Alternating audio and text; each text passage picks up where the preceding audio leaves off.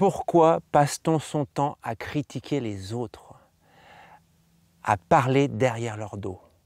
Tout simplement parce qu'on n'a pas le courage d'aller les voir, de les regarder droit dans les yeux et de leur dire ce qu'on a à leur dire, sans peur et sans agressivité. Alors qu'est-ce qu'on fait? Soit on joue les faux culs, on est dans la fuite, soit on se sert des autres comme poubelle émotionnelle, on leur balance les choses et on est dans l'agressivité. Et alors pourquoi on n'est pas capable d'avoir ce courage-là? Tout simplement parce qu'on a la peur d'être rejeté. Pourquoi dire les choses finalement?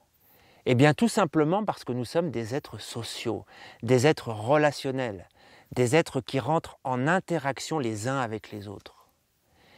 Et donc, on a besoin de balayer les non-dits, les malentendus, de réajuster la relation en permanence. Et c'est ce que ça permet de faire lorsqu'on dit les choses. Ensuite, on le dit pour nous.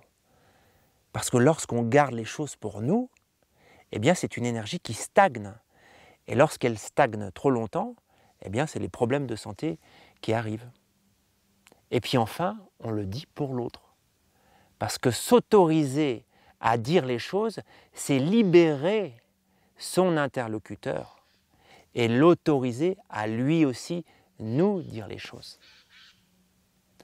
Alors, on va rencontrer deux sortes de problèmes. Le premier, c'est que ça demande beaucoup de courage.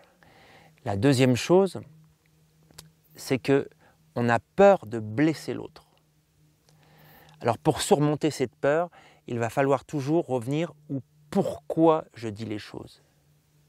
Et le pourquoi je dis les choses va conditionner le comment je les dis. C'est quoi dire les choses? C'est s'affirmer, non pas se positionner par rapport à l'autre, en réaction ou en opposition, mais c'est dire qui l'on est.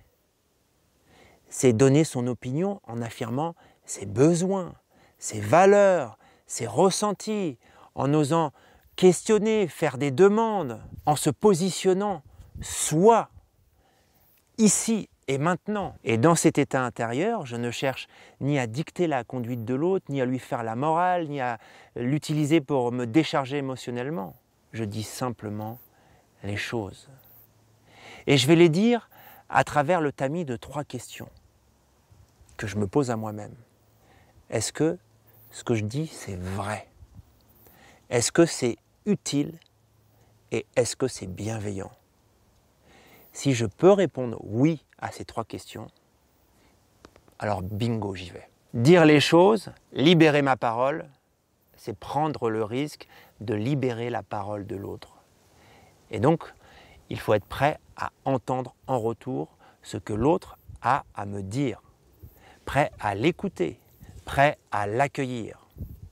Et toujours avec cette conscience globale de l'effet miroir. Tout ce que je ressens, c'est ce que l'autre me renvoie. Tout ce que je vois chez l'autre, c'est ce que j'ai en moi. Alors comment avancer sur ce chemin si difficile? L'idéal, c'est de trouver un partenaire de vérité.